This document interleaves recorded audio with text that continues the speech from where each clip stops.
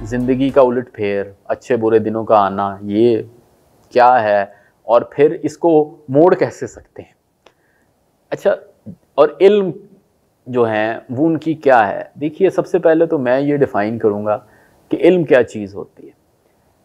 इल्म वो चीज़ है जो वो हक़ाइक़ या वो तरीक़ा जो ज़्यादा वक्त ज़्यादा लोगों पे अप्लाई हो सके। इसलिए जो सबसे एग्जैक्ट इल्म है वो दुनियावी इल्म की बात कर रहा हूँ, वो तो मैथमेटिक्स है यार, 2+2 4 है।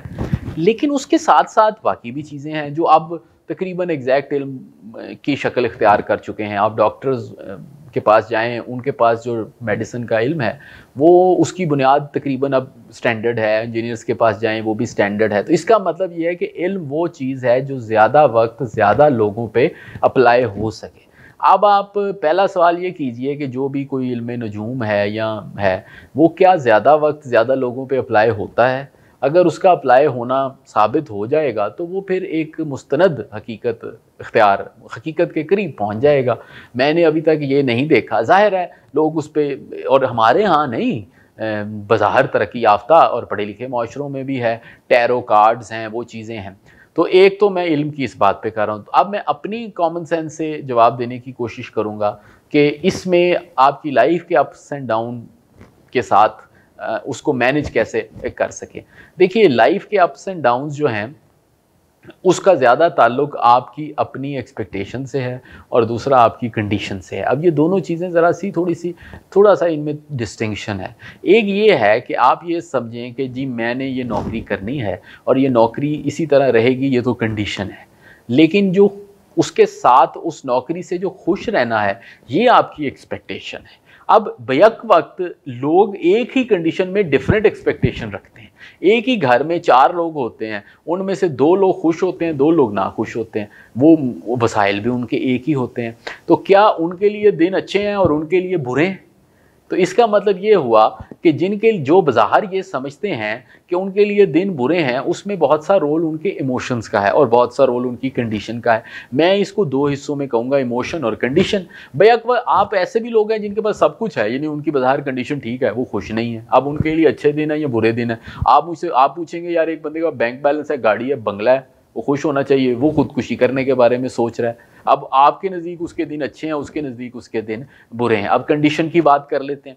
देखिए, कंडीशन जो है वो लार्जर पॉपुलेशन में इक्वलाइज हो जाती हैं। अच्छा, एक बंदा जो है वो तो फ़र्ज़ करो कभी कामयाब भी हो जाएगा, लेकिन अगर मुल्क में 5 करोड़ लोग हैं तो 5 करोड़ लोगों में से पता चल जाता है कि बतौर माशरा हम खुशहाल हैं या नहीं हैं। इसी तरह बड़ी पॉपुलेशन में ये भी पता चल जाता है कि ओवरऑल लोग खुशहाल हैं या नहीं हैं।